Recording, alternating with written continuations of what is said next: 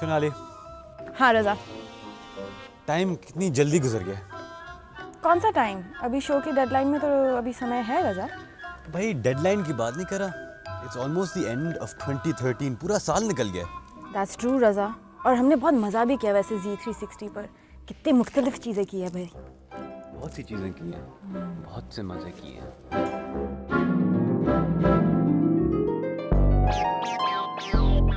अरे इस साल तो हमने काफ़ी ट्रैवलिंग की Raza. New Orleans, San Francisco, New York और उन जगहों की हिस्ट्री, कल्चर, पीपल और फूड मेरा फेवरेट पार्ट। जहाँ भी हम गए हमने वहाँ का खाना ज़रूर सैंपल किया। खाना तो हमने बहुत खाया, मज़े से पेट भर के खाया।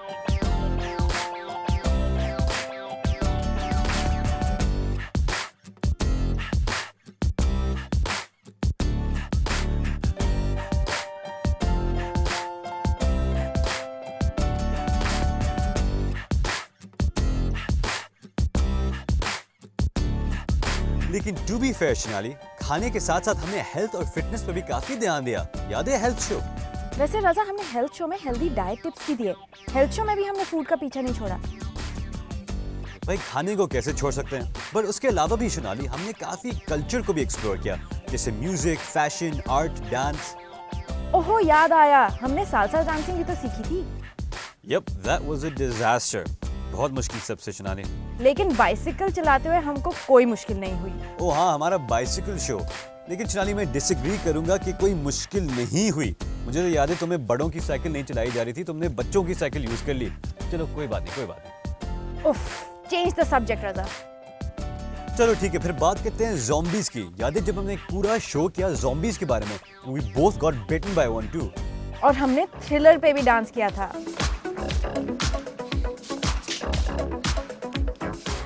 फिर हम सुपर हीरोज भी बन गए थे कॉमिक शो में।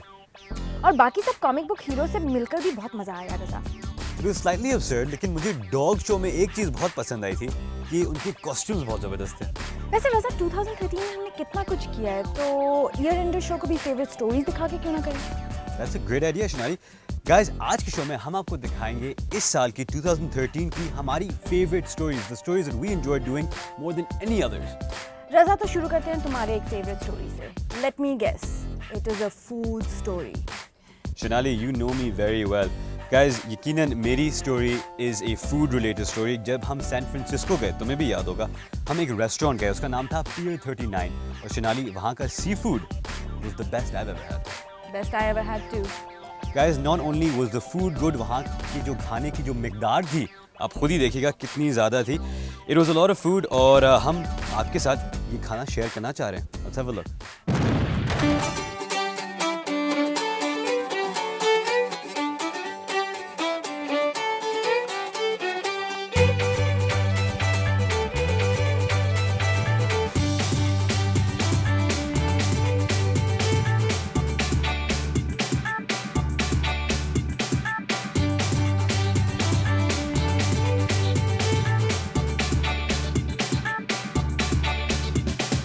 गाइस, हम सैन फ्रांसिस्को आए हैं और यहाँ का खाना हम सैंपल कर रहे हैं। और हमारा पहला स्टॉप है पियर मार्केट, जो यहाँ का एक बहुत फेमस सी फूड का रेस्टोरेंट है। गाइस, लोग कहते हैं कि आप सैन फ्रांसिस्को यहाँ के सी फूड सैंपल करे बगैर नहीं आ सकते। गाइस, इस वक्त मेरे साथ मौजूद है पियर मार्केट के CEO और उनसे हम पूछेंगे कि सैन फ्रांसिस्को के खाने का क्या खास बात है और इस रेस्टोरेंट के खाने की क्या खास बात है। How are you doing? Wonderful. How are you? So glad you could come on our show and talk to us a little bit about San Francisco seafood. Now, here's the basic question I have. Someone who's never been to San Francisco before. आपका show पर आने का बहुत शुक्रिया। हमने San Francisco sea food के बारे में बहुत कुछ सुना है। बताएं कि इसकी खास बात क्या है? Freshness. सबसे पहली बात है ताजगी और दूसरा ये कि इनका लोकल होना हकीकतन आला मायार का होना है। सैन फ्रांसिस्को में बहुत सी शानदार चीजें हैं जिनमें फार्म्स और समुंदर शामिल हैं। हमारे इस्तेमाल में आने वाली बहुत सी चीजों की पैदावार मुकामी तौर पर की जाती है और ये सैन फ्रांसिस्को का सबसे मुनफरिद और शानदार पहलू है। Everything is very fresh. Now tell us about the seafood. यहाँ जो लोकल सी फूड मिलता है उसके बारे में कुछ बताएं। Right now is local king salmon season. आजकल यहाँ किंग सामन का सीजन है। इस वक्त आपको गोल्डन गेट ब्रिज के बाहर बहुत उम्दा सी फूड मिल सकता है। मुकामी तौर पर पैदा होने वाली हैलबट, कैलिफोर्निया व्हाइट सी बैस और दुनिया भर में मशहूर डंजनस क्रैब्स यहाँ साल के 6 से 8 माह तक पकड़े जा सकते हैं। Now tell me this, you guys have some great stuff. आपके रेस्टोरेंट की क्या खुसूसियत है? यहाँ दूर दूर से लोग क्यों आते हैं? Your most popular dishes, your most famous dishes. Question. We a couple things. हमें अपनी कुछ चीज़ों पर बहुत फख्र है। हम एक बहुत बड़ी 48 इंच साइज की स्टेक ग्रिल इस्तेमाल करते हैं और हमारे यहाँ तमाम ताज़ा मछली इसी खुसूसी ग्रिल पर तैयार की जाती है। ये ग्रिल मछली को एक खास जायका देती है जो सी फूड को स्मोकी बना देता है। हमारी एक और मशहूर dish classical San Francisco sea food चिपिनो है जो डंजनस क्रैब्स, श्रिम्प्स और शेलफिश और इटालियन मसालों से तैयार की जाती है। इसका जायका बहुत शानदार होता है।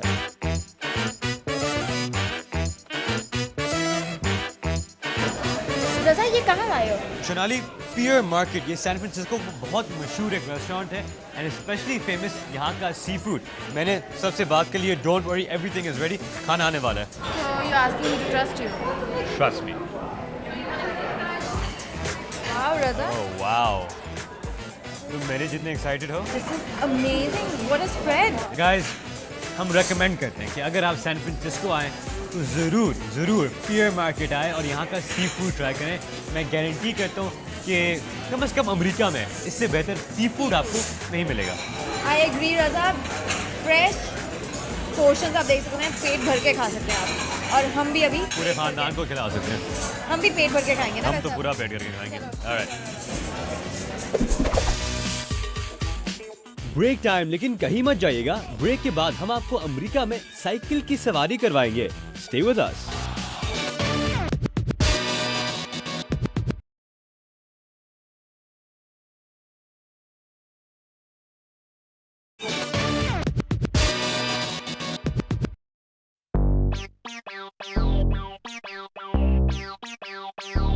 Shonali, those were some really hip beats. But beats को छोड़ो, मैं इस साल एक बहुत ही हिप बंदे से भी मिला। हिप बंदा? तुम कौन से हिप बंदे से मिले? याद नहीं है? बाइसिकल शो में। The guy with the dreadlocks. I give you that. वो काफी cool थे। Guys, मैं मिला रैंडल टेलर से, but not only because of his dreadlocks, but also because वो अमेरिका में एक तेजी से बढ़ते हुए ट्रेंड का हिस्सा हैं। Guys, अमेरिका में बाइकिंग बहुत पॉपुलर हो रही है और रैंडल टेलर हर रोज to go from his house to work एक बाइक इस्तेमाल करते हैं। क्यों? पता करते हैं।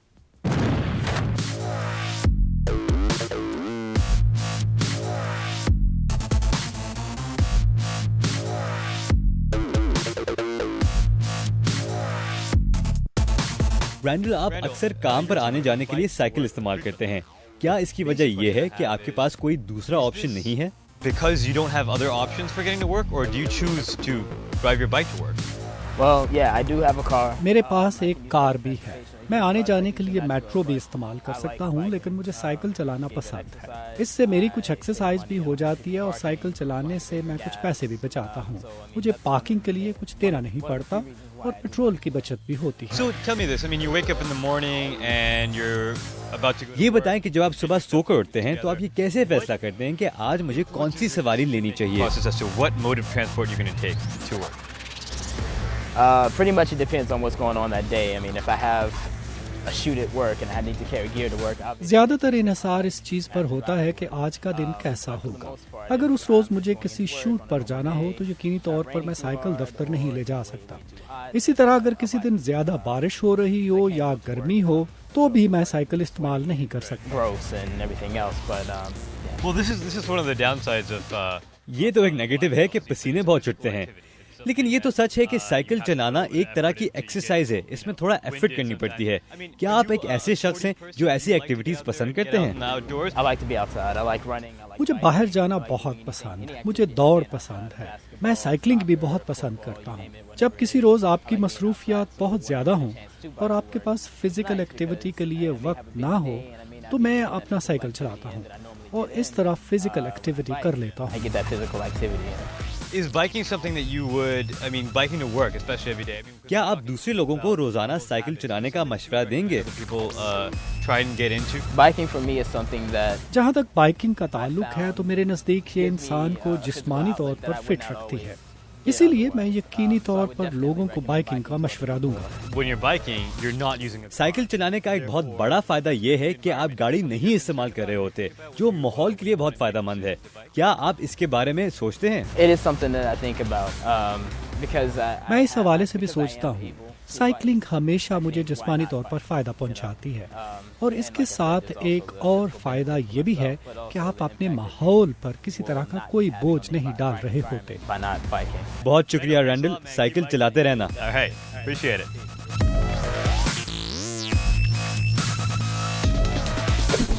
शिनाली, ये तो थी रैंडल टेलर की कूल स्टोरी। What's next? रजा, तुम्हें तो पता है कि मुझे टैटूज का बहुत शौक है, तो जब दिस इज ऑड शो के लिए मुझे मौका मिला एक लेडी टैटू आर्टिस्ट को इंटरव्यू करने का, मैं तो बहुत एक्साइटेड थी, बहुत खुश हुई। चलिए बात करते हैं उनसे।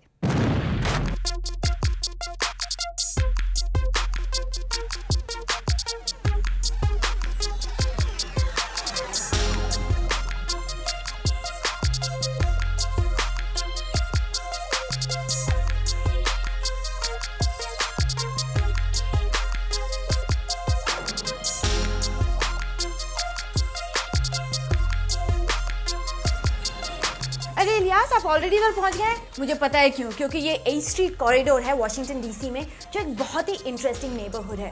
और इस इंटरेस्टिंग नेबरहुड में एक बहुत ही क्यूट और इंटरेस्टिंग टैटू शॉप है। इसकी ओनर है सिंथिया, जो एक खातून है, वेरी अनयूजुअल। चलो जाके सिंथिया से पूछते हैं कि फीमेल टैटू शॉप ओनर, इसमें क्या चैलेंजेस हैं। Let's go find out. Cynthia, thank you so much for having us in your shop. आपकी शॉप बहुत सुंदर है, यहाँ का माहौल दोस्ताना और बेतकल्लुफ है। सबसे पहले ये बताइए कि टैटू करने का ख्याल कैसे आया? Very accidentally. मैं हादसाती तौर पर इस काम में आई। इससे पहले मैं ग्राफिक डिजाइनर के तौर पर काम कर रही थी। फिर मेरी फैमिली में इजाफा हुआ और ज़रूरत पड़ी कि मैं घर को कुछ ज़्यादा वक्त दूँ। इसी दौरान एक खातून ने मुझसे रब्ता किया। उनकी एक गिफ्ट शॉप थी। उसने मेरा काम देखा और उसकी बहुत तारीफ की और मुझसे अपने साथ काम करने का पूछा। मैंने कहा कि हाँ, मैं तो 2 साल पहले से ये सोच रही थी, लेकिन कोई मौका ही नहीं मिला। उसने कहा कि आप हमारे यहाँ आएँ, हमारा काम देखें और फिर ये बताएं कि आप ये करना चाहेंगी। मैं वहाँ गई, ये 11 साल पहले की बात है, और फिर मैंने पीछे मुड़कर नहीं देखा। This is still an industry now. खवातीन टैटू आर्टिस्ट बहुत कम दिखने को मिलती हैं, क्योंकि उन्हें अभी भी इंडस्ट्री का हिस्सा नहीं माना जाता। आपका क्या तजर्बा रहा है? I've been lucky. मैं खुशकिस्मत हूँ। मैंने जिस शॉप में काम किया वहाँ खवातीन से अच्छा बर्ताव किया जाता था। आमतौर पर खवातीन के साथ लोगों का रवैया मुख्तलिफ होता है, लेकिन 11 साल से ज़्यादा अरसे के दौरान जब से मैं यहाँ काम कर रही हूँ, मैंने बड़ा फ़र्क महसूस किया है। इस इंडस्ट्री में काम करने वाली खवातीन एक दूसरे के ज़्यादा करीब हैं और हकीकी मानों में खुद को इंडस्ट्री में आगे ले जा रही हैं। टैलेंट ये नहीं देखता कि ये औरत है या मर्द, वो दोनों से एक जैसा बर्ताव करता है। अब औरतें इस शोबे में आगे बढ़ रही हैं और मर्द उन्हें इज्जत और एहतराम भी देते हैं। Respecting them for the work that they do. Client और टैटू आर्टिस्ट के दरमियान ताल्लुक के बारे में कुछ बताएं। क्या इसमें एक दूसरे पर भरोसा बहुत जरूरी है? Terrifying. I mean, there's no room for making any mistakes. इसमें कोई भी गलती नहीं करता और ये एहसास बहुत ही काबिल कदर है जब कोई आपसे ये कहता है कि मैं आपका कैनवस बनना चाहता हूँ। हमारे पास हर रोज़ लोग आते हैं। आपको उनके साथ दोस्ती कायम करनी होती है, क्योंकि आप जिनके लिए ये काम करते हैं उनसे आपका एक तरह का ताल्लुक कायम हो जाता है। आप उन्हें बार बार देखते हैं। हमसे बात करने का बहुत शुक्रिया सिंथिया। हमें तवक्कु है कि हम आपको अगले 80-90 साल के लिए यहाँ देखेंगे। It's time for a break, but don't go anywhere. Break के बाद सुनिए कुछ न्यू ऑरलीन्स ब्लूज।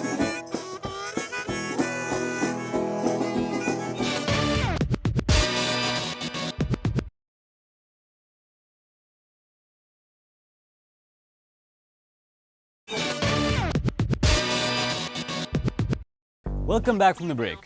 वैसे रजा, इस साल हमने कितनी म्यूजिक सुनी है और कितने म्यूजिक शोज भी किए। आई थिंक 2-3 किए हैं। That's true, शिनाली। इस साल हमने काफी जबरदस्त म्यूजिक सुनी है। तो रजा, तुम्हारा फेवरेट म्यूजिक स्टोरी कौन सा है? That's pretty easy. Curtis Blues याद है? वो कौन है भाई, remind me. He's the guy जो हमें मिले डीसी के करीब अलेक्जेंड्रिया, और ना सिर्फ उसकी म्यूजिक बहुत यूनिक थी, बट वो तमाम अपने म्यूजिकल इंस्ट्रूमेंट्स खुद बजाते हैं। So we thought कि आज के शो के लिए we'd reintroduce you to Curtis Blues. Here he is. I love you, pretty baby, but I hope you understand.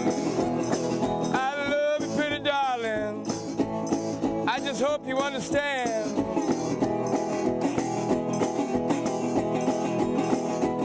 I don't want to marry mama, no, I just want to be your man. My name is Curtis Blues. मेरा नाम Curtis blues है और मैं Mississippi delta blues music के तहफ़्फ़ुज़ के लिए काम कर रहा हूँ। ये म्यूजिक 20s और 30s के अशरों का म्यूजिक है।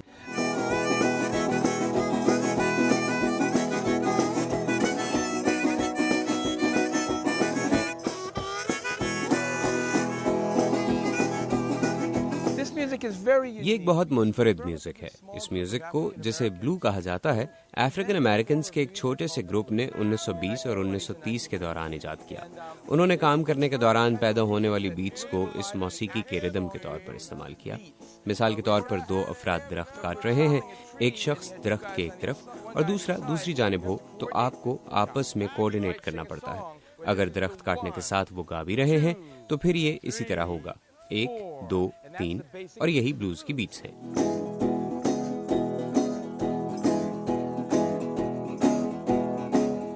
I'm a king bee, baby, buzzing around your hive. The problem they had in the 1920s and 1930s. 1920 और 1930 के अरसे में एक मसला लकड़ी के बने हुए गिटार और ऑर्केस्ट्रा के दरमियान ताल्लुक का भी था। क्योंकि इसकी आवाज़ ऑर्केस्ट्रा की ऊंची आवाज़ में दब जाती थी, चुनाचे गिटार की आवाज़ ऊंची करने के बारे में सोचा जा रहा था। इस सिलसिले में सबसे कामयाब दो जुड़वां भाई रहे। उन्होंने धात का एक गिटार इजाद किया। उसके अंदर एक ऐसी कोन इस्तेमाल की कि जैसी स्पीकर में होती है, जो खालिसतन मैकेनिकल थी, इलेक्ट्रिकल नहीं थी। मैं इसी गिटार की आवाज़ महफूज करने और इसे बचाने की कोशिश कर रहा हूँ।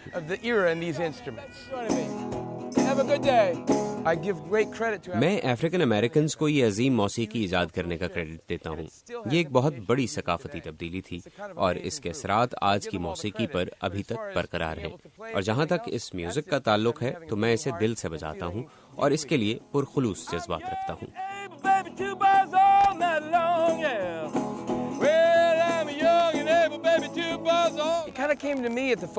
जहाँ तक फोक फेस्टिवल्स का ताल्लुक है तो जब मैं बड़ा हो रहा था तो वो बीटल्स और रोलिंग स्टोन्स और मखसूस किस्म के rock and roll music bands का दौर था। मैंने इन फेस्टिवल्स में जाना शुरू किया और मैंने एक तालिब इल्म के तौर पर इसमें दिलचस्पी ली।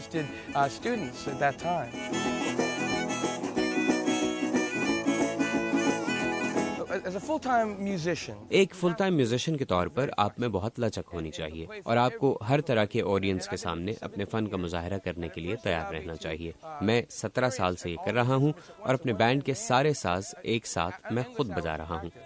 And particularly practicing in front of an audience. Myself, somebody else, had 2 lights on behind. वैसे शनाली, इस साल हमने काफी आर्टिस्टिक लोगों से बात की है। हाँ रजा, और तुम्हें तो पता है कि मुझे आर्टिस्टिक लोगों की बहुत कदर है, लेकिन my favourite show off the year was everyday heroes वाला, जिस शो में हमने उन लोगों को फीचर किया जो दूसरों के लाइफ को इम्प्रूव करने के लिए कुछ कर रहे हैं। रिमेंबर आंटी ओए? I do remember आंटी ओए। आंटी ओए was a favorite personality of mine, लेकिन वो अमेरिका में एक बहुत ही इम्पोर्टेंट इशू पर काम भी करी थी, and that is the issue of obesity, यानी मोटापा, जो एक बहुत ही बड़ा इशू है, if you know what I mean.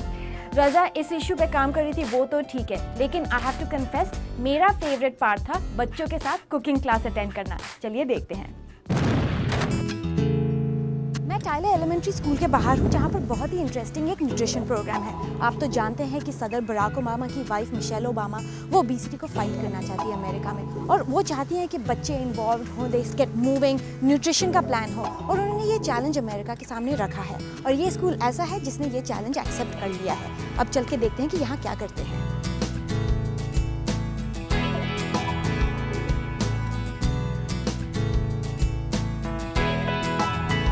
Auntie Oye, thank you so much for talking to VOA. Thank you. So I hear हमने सुना है कि यहाँ बहुत इंटरेस्टिंग क्लास होती है। class in store for us.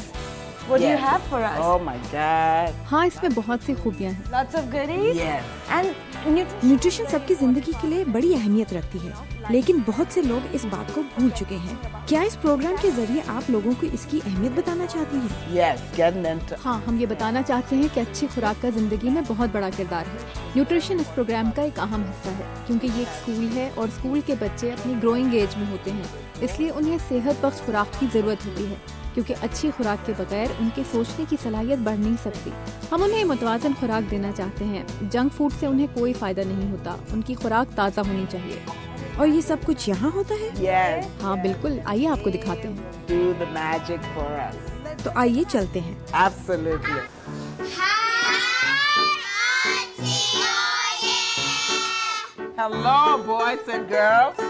Hello boys and girls, आज आप कैसे हैं? आज मेरे साथ एक मेहमान है, इनका नाम है शनोला। शनाली, हेलो किड्स, आज हम ये देखने आए हैं कि आप क्लास में क्या करेंगे। हम भी आपके साथ सीखेंगे। This is what we're going to do. We are going to make some rice balls, and I will show you how to do this.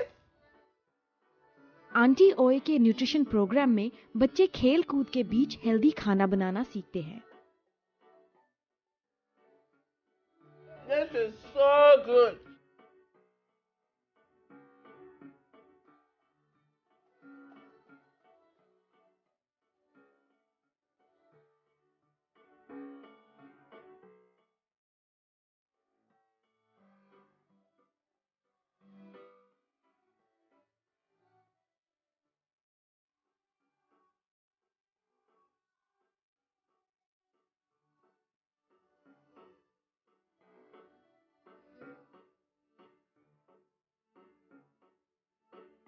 So what do you like? Aunty ओए का क्लास आपको कैसा लगता है?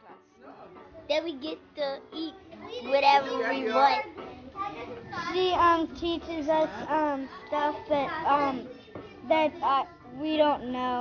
तो क्या आप जो भी यहाँ सीखते हो वो घर जाकर अपने पेरेंट्स को भी बताते हो? It's fun.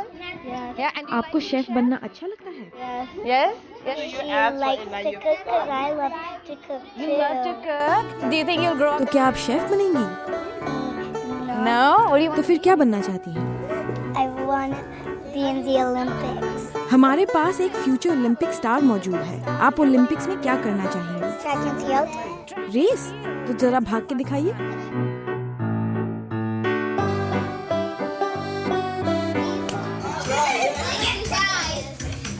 Okay, shake. Okay, remember? I eat spinach with cilantro. I am happy.